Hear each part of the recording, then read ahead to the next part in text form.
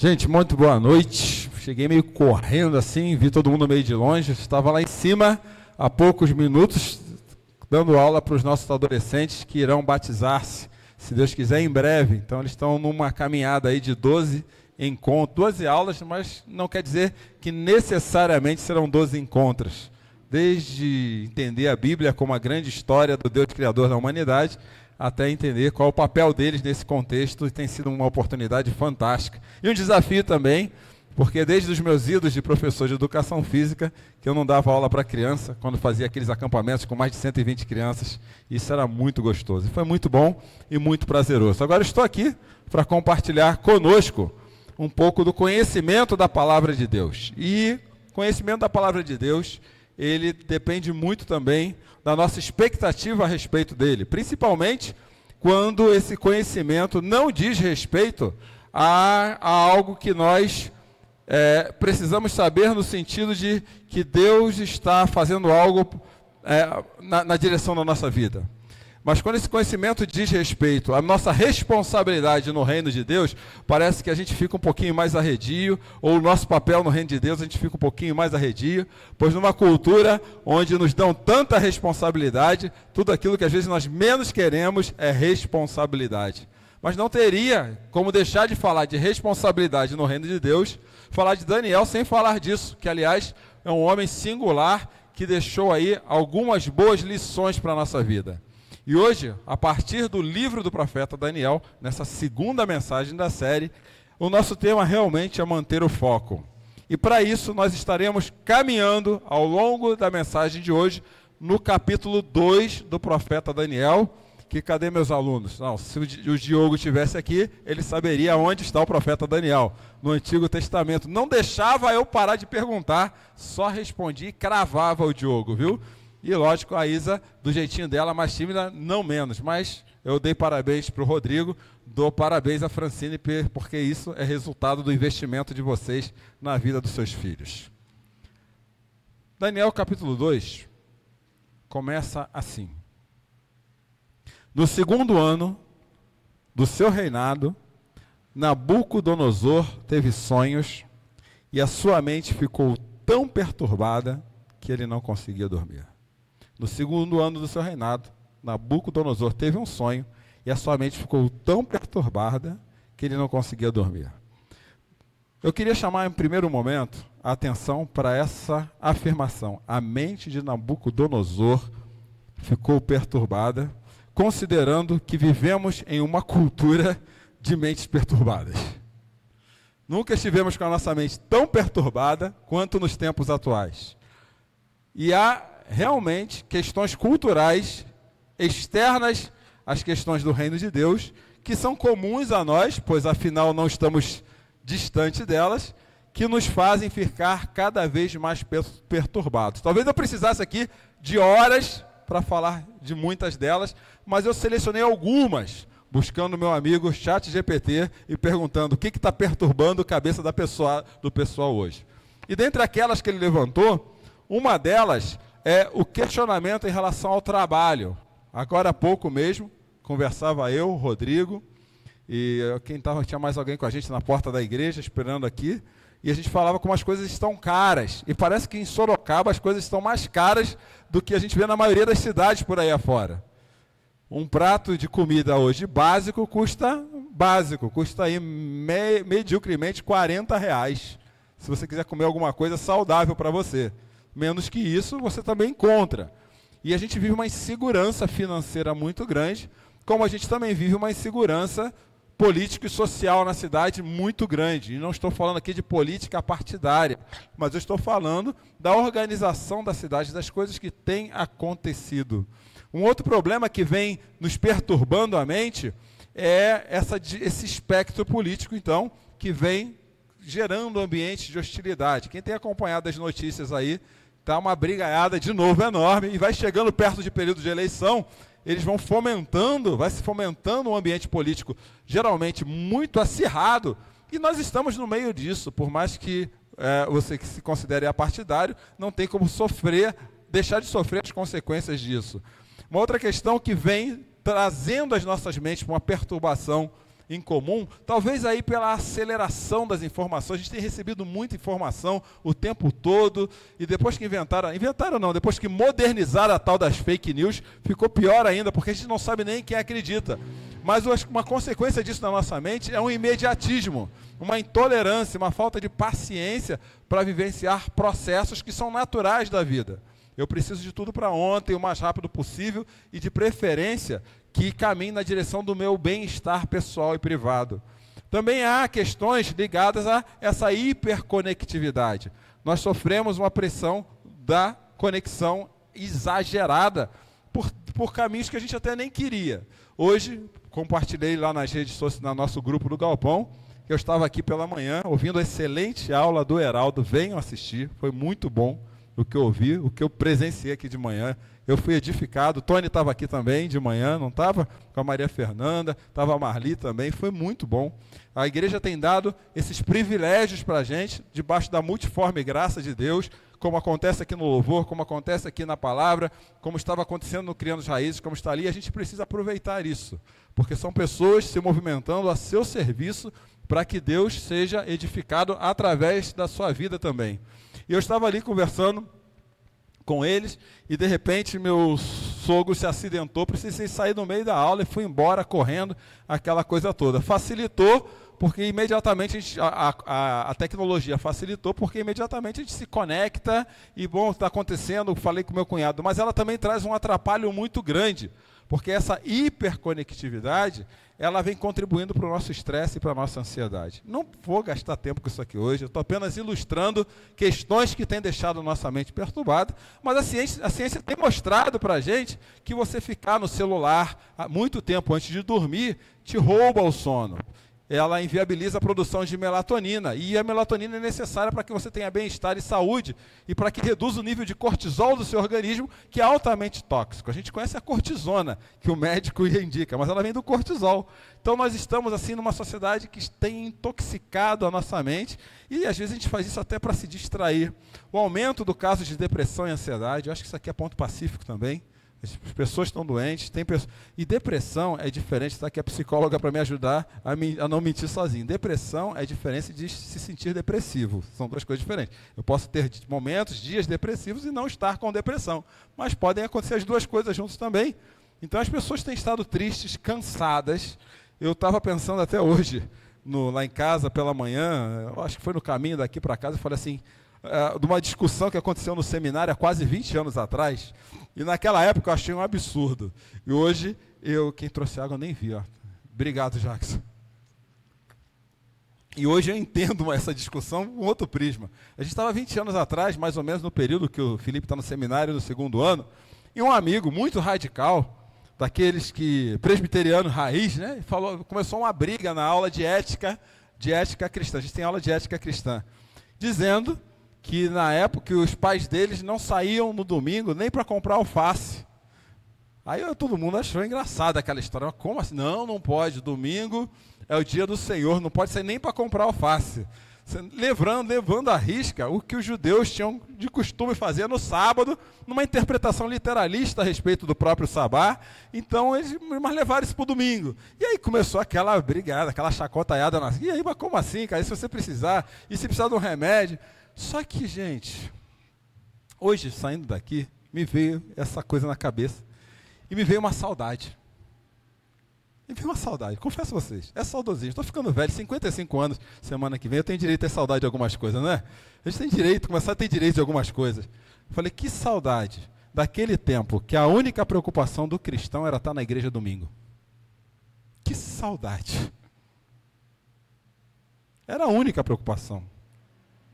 Eu era criança pequena, ainda no Rio de Janeiro, quando conseguiam me carregar para a igreja, depois eu saí da igreja, e depois Jesus me levou para a igreja, uma salada que só Deus sabe explicar.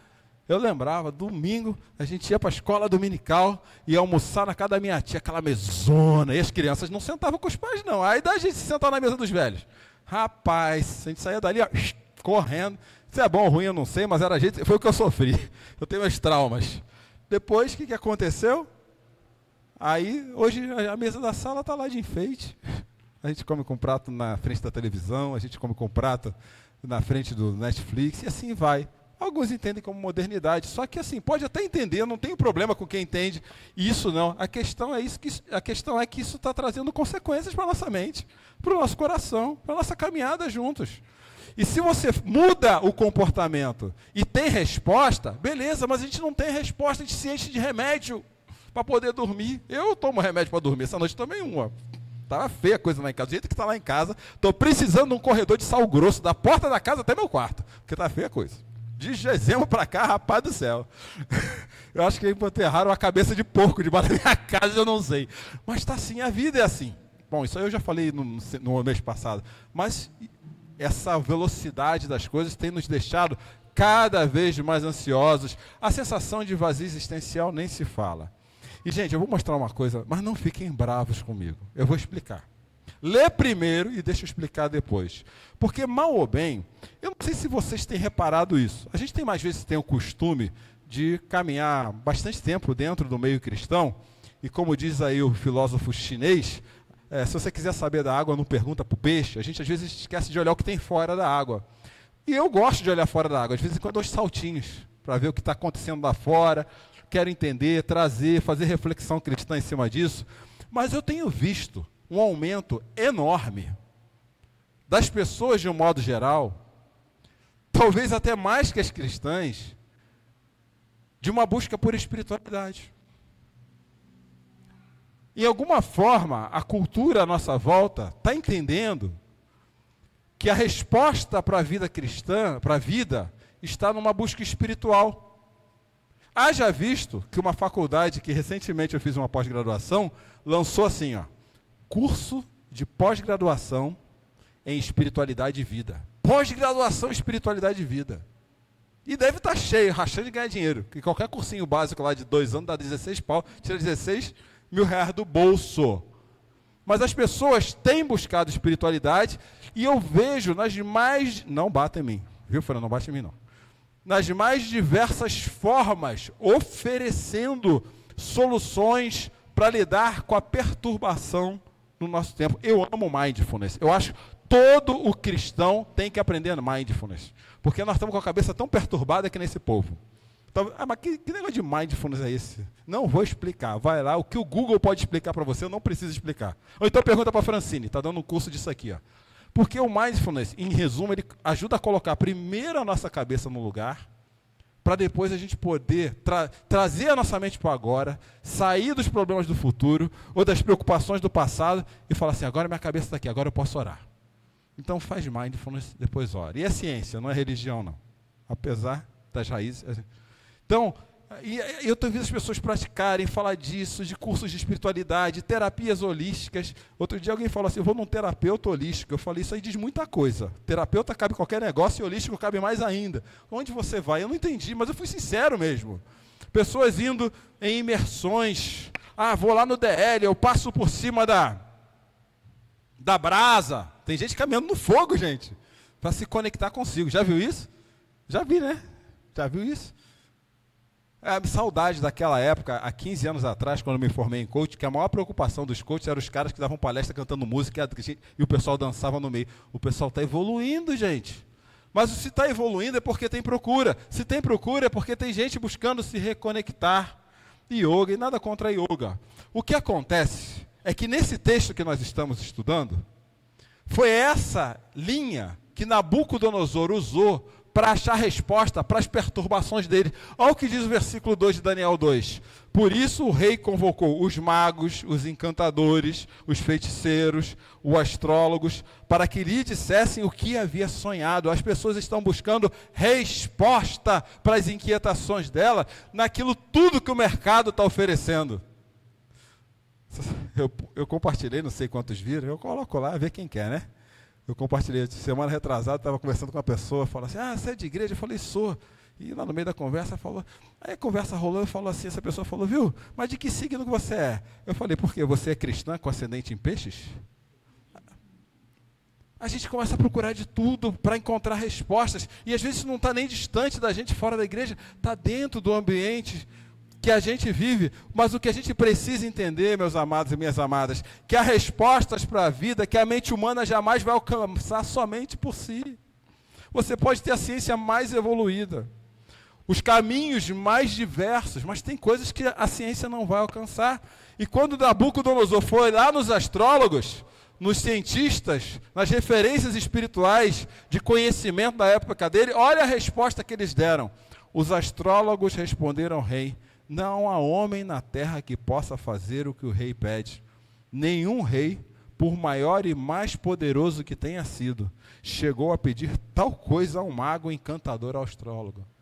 Tem coisas na sua vida, na minha vida e na vida das pessoas que estão trazendo soluções, que essas inúmeras metodologias, filosofias, teorias não respondem.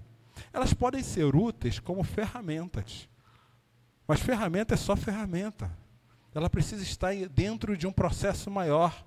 E é por isso que eu quero convidar aqui para a gente olhar para a vida de Daniel com o foco exato, encontrando as respostas necessárias para lidar com uma cultura altamente perturbada que tem nos influenciado também. Volto a dizer, nós não somos alienígenas, mas nós temos uma referência diferente dessa turma. Eu posso fazer mindfulness para me ajudar, mas não é mindfulness que resolve os meus problemas. Eu posso fazer yoga, se bem que eu fazendo yoga deve ser um desastre. Nem imagine essa cena que você vai se arrepender. Para me ajudar. Mas isso não vai resolver a minha vida. É uma ferramenta. Eu tenho uma amiga que montou, não sei como, não me pergunta, que eu não tenho resposta, tá? Vou largar, vender o peixe para vocês que nem venderam para mim. Ela montou lá no Nordeste uma academia de yoga cristã. Se funciona para ela, a pergunta é se funciona para Deus. Eu não sei, eu não posso nem falar, mas ela montou. Mas se for ferramenta para que as pessoas conheçam o Evangelho, nas práticas do estica, empurra, bota o pé na cabeça, beleza. O problema é quando a ferramenta vira o fim em si mesmo. Aí é um problema. Mas Daniel olhou para tudo isso e a primeira coisa que me chamou a atenção em Daniel foi algo que o nacionalismo judaico daquela época faria com uma facilidade tremenda, e talvez algumas linhas de nacionalismo cristão que existe hoje em dia. A maioria das pessoas iam falar assim: viu? Sai desse negócio. Esse negócio é coisa do diabo. Ó, isso aí não serve para nada. Porque, na verdade, o que importa é Deus. E iria bater com unhas e dentes, cheio de espadas para cima daqueles filósofos, astrólogos, falando: vocês estão servindo ao diabo, mas nós que servimos a Deus. Daniel não fez isso. No versículo 14 do capítulo 2, o texto diz assim: Arioque, o comandante da guarda do rei, saiu para matar os... deixa eu contar aqui. Quando o sábio não deu resposta, sabe o que o rei mandou fazer? Mata todo mundo, porque eles não têm resposta. Imagina. Não tem resposta, morre. Aí, quando esse cara aí, tal do Arioque, foi matar, quem estava ali ouviu a história? O comandante da guarda saiu para matar os sábios da Babilônia, quando Daniel se dirigiu a ele com o quê? Sabedoria e bom senso. Ele não falou: mata, destrói, porque esse negócio não é de Deus. Ele não falou isso. Ele chegou com sabedoria e bom senso.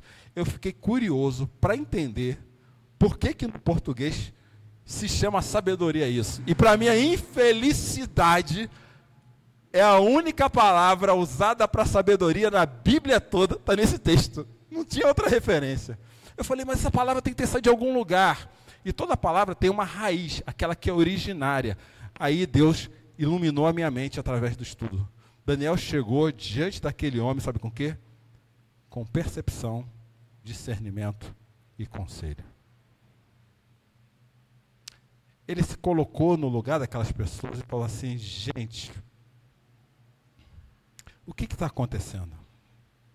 E esse é um desafio meu, nosso, na responsabilidade que temos como cristãos, nessa cultura perturbada e fragmentada.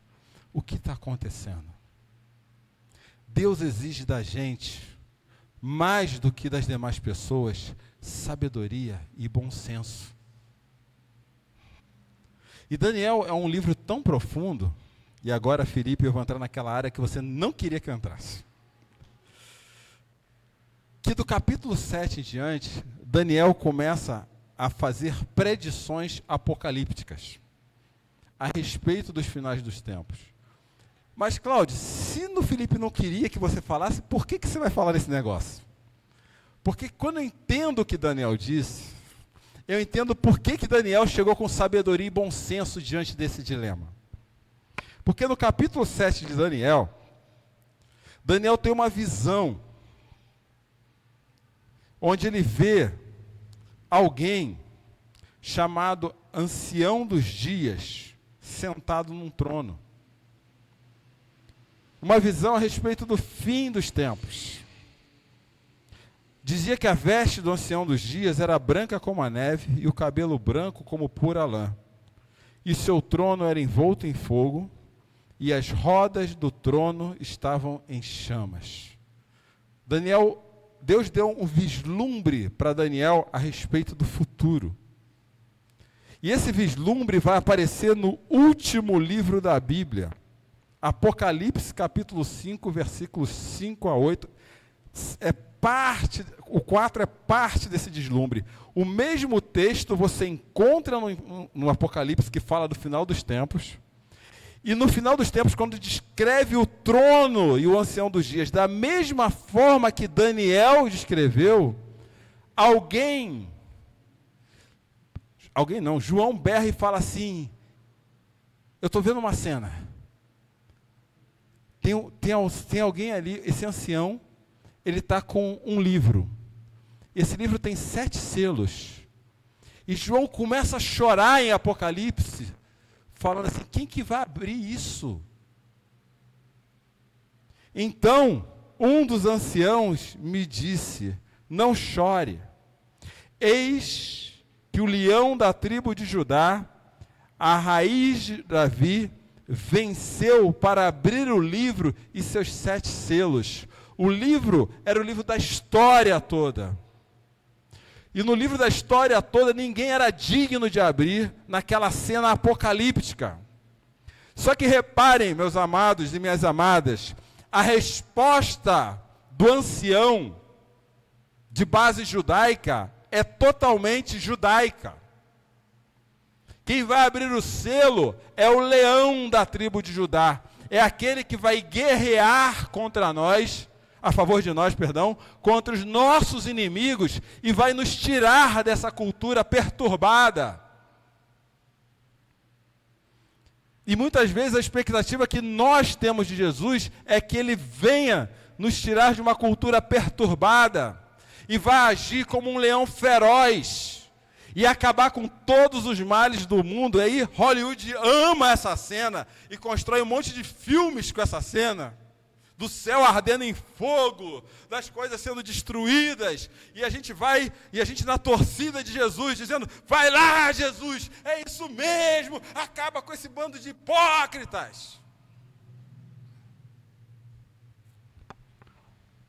Mas depois de João, eis que vi no centro do trono, cercado pelas 4 criaturas viventes e pelos anciãos, um cordeiro, em pé, como se tivesse sido morto.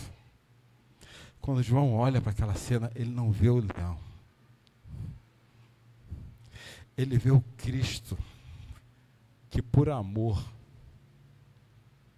se entregou na cruz. E na nossa sabedoria, nós queremos ser os guerreiros de Jesus. Quando eu leio isso, eu leio aquilo que Paulo fala em Romanos capítulo 8, versículo 36. Que nessa sociedade altamente perturbada, nós somos como ovelhas todos os dias destinadas ao matadouro. Nós somos homens e mulheres que, com sabedoria e bom senso, precisamos olhar para essa sociedade com o mesmo amor que Cristo olhou por nós. Porque nós não estamos sozinhos nessa. Jesus foi claro para nós, como em Mateus capítulo 10, versículo 16, dizendo assim: prestem atenção, eu estou enviando vocês para viver no meio dessa cultura. Eu envio como ovelhas. no meio de lobos, realmente. Porque essa cultura é altamente perturbadora. Portanto, sejam prudentes, como serpentes, mas jamais deixem de ser inocentes como as pombas. Talvez o que falta às vezes para o nosso ouvido é chegar no meio das pessoas e falar assim, o que está acontecendo? Mas a gente vai para essa batalha derrotado já, na maior parte das vezes. Porque a nossa tendência é se esconder dessas lutas, que infelizmente, gente, com muita sinceridade, muita franqueza, e eu estou na boa hoje, estou no amor, viu? Já está dentro da nossa casa. Trazida, muitas vezes, por uma subcultura gospel, que retroalimenta os nossos corações. A gente entra nessas batalhas perdendo, porque nós esquecemos aquilo que Jesus mesmo nos disse: tomem sobre vocês o meu jugo e façam o quê? Aprendam de mim. Porque eu sou manso e humilde de coração, e vocês encontrarão descanso para a alma. Quando Daniel chegou naquele cenário, ele não entrou para julgar os caras. Ele entrou buscando com sabedoria e bom senso. Daniel ali, ele estava fazendo algo que nós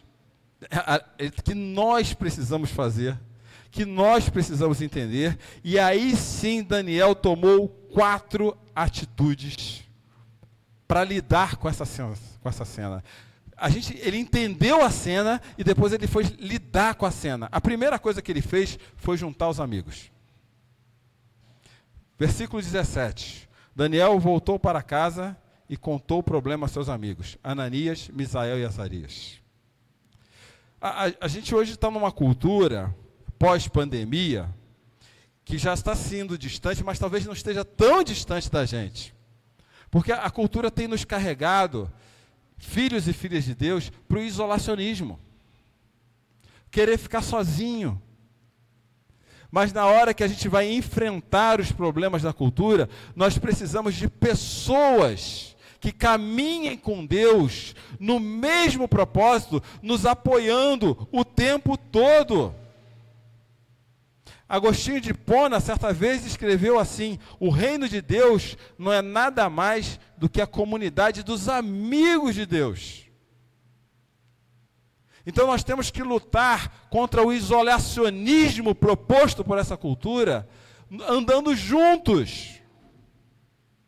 Porque a gente mantém o foco sempre que anda com pessoas da mesma fé.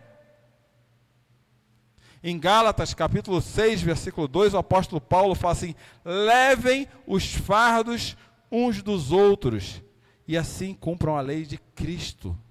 Dividam. Mas o fardo maior, quem levou foi Jesus. Por isso que ele fala assim: tomem o meu jugo, e jamais andem sozinhos. Juntem-se a pessoas de fé. Dividam os fardos. Fujam dessa cultura que nos isola dentro de casa. E puxando um outro texto de Paulo em Efésios 4:2, e com toda a humildade e mansidão, bom senso e sabedoria. E com paciência, suportem. O suporte aqui não é tolerem, é deem apoio. Agora, gente, é muito difícil fazer isso lá fora. Principalmente numa cultura onde a gente tem dificuldade até de ler e reagir às mensagens dos WhatsApps da nossa igreja. Hoje eu vi essas meninas passarem por um sofrimento. Eu falei, eu entendo o sofrimento de vocês. Prepararam uma baita aula. Uma baita aula. Eu não vou me estender mais nisso, mas vocês entendem porque eu tenho saudade daquela época que a maior preocupação do cristão domingo é ir à igreja. Nós somos consumidos por essa cultura. Cadê os nossos filhos? Estão na festa do A, na programação do B, na dancinha do C. Cadê os nossos netos?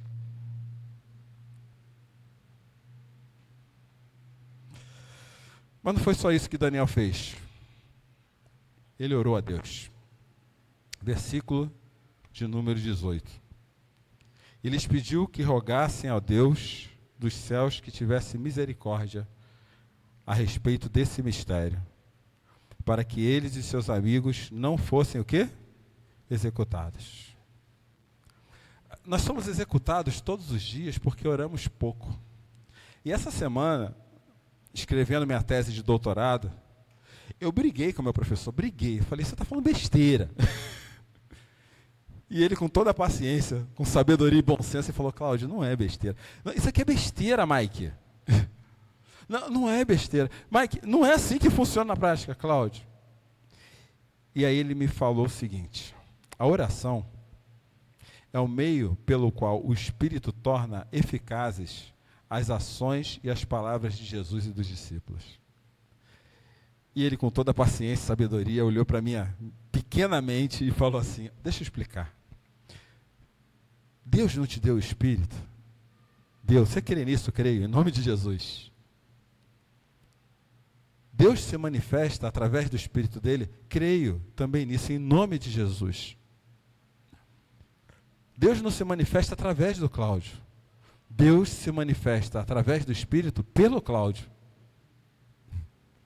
Mas pela Raíssa, pelo João, pelo Mike, pelo Rafael, pela Marcele. E quando a gente ora, Deus libera poder através da nossa vida. Deus libera poder para mostrar o poder, não que o Cláudio é cheio de poder, mas para mostrar que o reino dele está aqui entre nós, cuidando de nós. Esse poder é tão abundante, e a Bíblia não mente, que nós somos capazes de revestir-nos de poder, a ponto da nossa sombra curar as pessoas que estão à nossa volta. E minimamente, se a nossa sombra não curar as pessoas que estão à nossa volta, a nossa conversa cura as pessoas que estão à nossa volta. Mas nós estamos encolhidos, com medo de curar as pessoas que estão à nossa volta, preocupados demais com aquilo que essa cultura perturbada tem trazido de perturbação para a nossa casa. E como é que a gente quer que Deus opere maravilhas e milagres com pessoas encolhidas? Não tem como. Eu falei, Mike, me desculpa pela minha ignorância. E obrigado por me lembrar disso. Deus opera na história das pessoas através da sua vida. E Daniel foi para um terceiro movimento. Além de orar, ele foi entender o mistério. E agora? Se Deus não me der a resposta, eu vou morrer que nem todo mundo. E o versículo de número 19 diz assim, então, o mistério foi revelado a Daniel em uma visão, em uma noite. Essa palavra me conforta, mas essa palavra me traz muita preocupação. Me conforta porque Deus se revela. Me traz preocupação porque eu tenho medo da gente sair daqui procurando revelação de Deus em qualquer lugar. Isso me traz muita preocupação. Mas eu quero dirimir essa preocupação não a partir daquilo que eu penso, mas a partir daquilo que a própria palavra diz, quando eu olho, por exemplo, para o livro de Efésios, a carta aos Efésios, capítulo 1, versículo 3, onde Paulo diz assim, bendito seja o Deus Pai do nosso Senhor Jesus Cristo, que nos, reparem, está no presente, que nos abençoou com todas as bênçãos espirituais nas regiões celestiais de Cristo. Deus já nos abençoou. com todas as bênçãos celestiais. Repara, vou repetir. Deus já nos abençoou. E a gente às vezes fica que nem caçador da arca perdida, uma referência meio antiga, meio cringe. Meio, né? É que Indiana Jones saiu ano passado. Me ajuda aí, me dá uma referência mais atual, Jax. Faltou referência. A Nathalie que gosta de que nem não tá faltando. A gente é cringe também, são do Indiana Jones. A gente fica que nem caçador da arca perdida, procurando bênção que Deus já deu. Porque a gente não confia naquilo que já nos foi dado.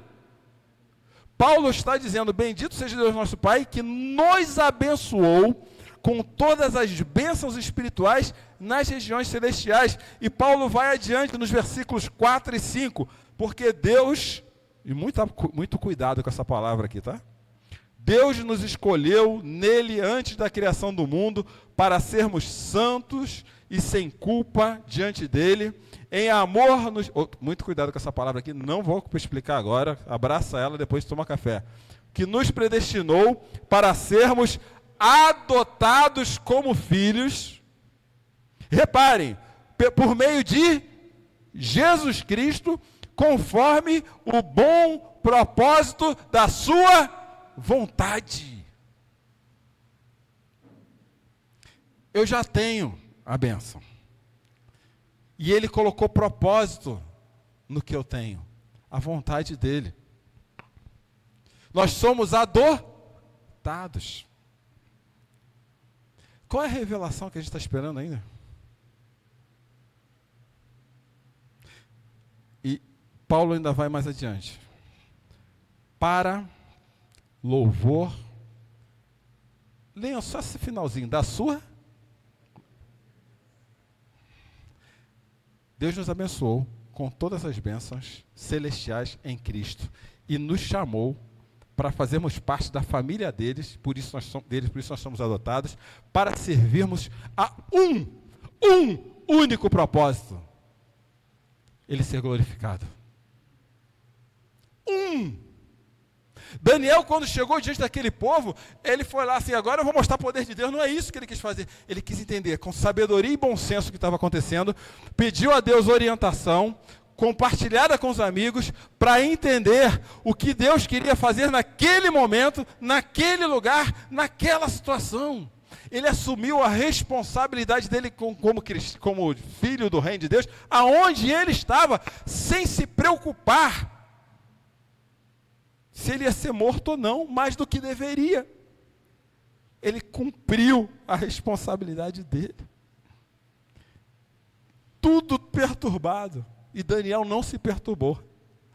E Paulo vai mais adiante, versículos 7 e 8. Leiam junto comigo.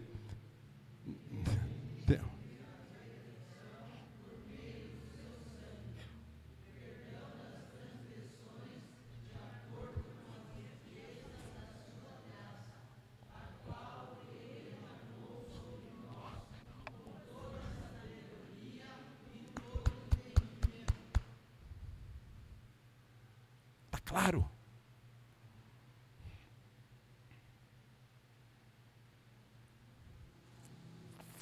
Se você quiser depois aprofundar-se nessa questão da sabedoria e entendimento pela cruz de Cristo, vá lá em 1 Coríntios, capítulo 18. Se diverte lá, depois me chama. Mas o que eu quero dizer agora é que Daniel tinha consciência que a sabedoria e o bom senso que ele precisava para lidar com aquela situação não era dele. Que aquela situação estava acontecendo para a glória dele. Que aquela situação estava acontecendo porque de alguma forma Deus esperava que ele se manifestasse. Daniel não deu de adivinho, ele foi procurar recursos em Deus para que pudesse obter resposta para esse momento que ele estava vivendo. E eu termino agora os últimos versículos desse texto. E ele nos fez conhecer o quê? Da sua... Jesus. De acordo com o bom propósito que estabeleceu em, isso é, de fazer convergir em todas as coisas nos céus, na terra e na administração da plenitude dos tempos. Ele fez tudo isso porque, em primeiro lugar, já revelou o ministério. O mistério para a gente já está revelado. Eu não preciso de outro mistério revelado além desse. Esse mistério foi revelado para servir um propósito que está estabelecido não nos resultados que nós esperamos para a nossa vida, mas para ser estabelecido em Cristo. E tem mais, esses mistérios que têm como propósito estabelecido em Cristo, só tem um único ponto de chegada. Eles têm que convergir em Cristo de novo, e não em mim. Não é sobre resolver os nossos problemas. É como a nossa vida diante de um cenário conturbado glorifica Cristo.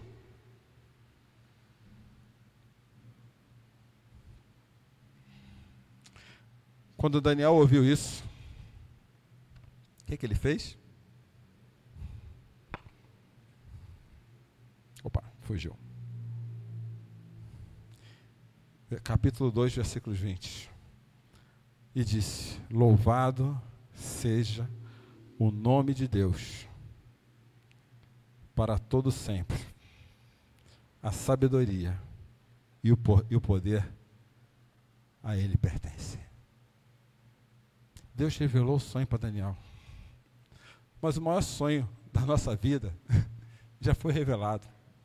Cristo. Trava a língua. Para o propósito de Cristo. Para convergir em Cristo. E o nosso papel nessa cultura perturbada, que nos deixa perturbados, é nos perguntar o tempo todo como o Senhor como Cristo vai me ajudar a fazer a minha vida convergir nele, servir o propósito dele, para que isso mude a realidade à nossa volta. Daniel louvou quando ele ouviu aquela mensagem. E, gente, a gente passa o dia, eu faço isso, mais reclamando do que louvando. Quando Cristo já revelou tudo a nosso respeito. A gente passa o dia reclamando, achando que está com a pior vida do mundo. E aqueles que fazem a meia-culpa ainda falam: a vida do outro está pior que a minha. Mas para a nossa vida só tem um propósito. Ela tem que convergir numa direção: Cristo. E esse mistério já está revelado. Está claro. Já não chamo vocês mais de escravos. Chamo vocês de amigo. Porque os seus escravos não sabem para onde o seu mestre vai. Nós sabemos para onde nós vamos. E isso teve um impacto absurdo na vida de Nabucodonosor. Então, o rei, Daniel revelou o sonho, e então o rei caiu prostrado diante de Daniel, prestou-lhe honra e ordenou que lhe fosse apresentada uma oferta de cereal e incenso. Reparem, o rei disse a Daniel: não há dúvida de que o seu Deus é o Deus dos deuses, o Senhor dos reis e aquele que revela os mistérios, pois você conseguiu revelar esse mistério. Não foi Daniel, foi Deus. Isso me gera um certo incômodo em relação ao foco da nossa vida. Quantas vezes a nossa vida usada em ambientes perturbadores, testemunhando a Cristo, fez pessoas glorificarem a Deus por causa do nosso depoimento como cristãos? Quantas vezes? Quantas vezes pessoas se levantaram nas nossas vidas e falaram: você me fez conhecer o verdadeiro Senhor? Quantas vezes pessoas se prostraram diante de Deus porque assumimos a nossa responsabilidade diante de ambientes perturbados, de mostrar quem governa a história da humanidade.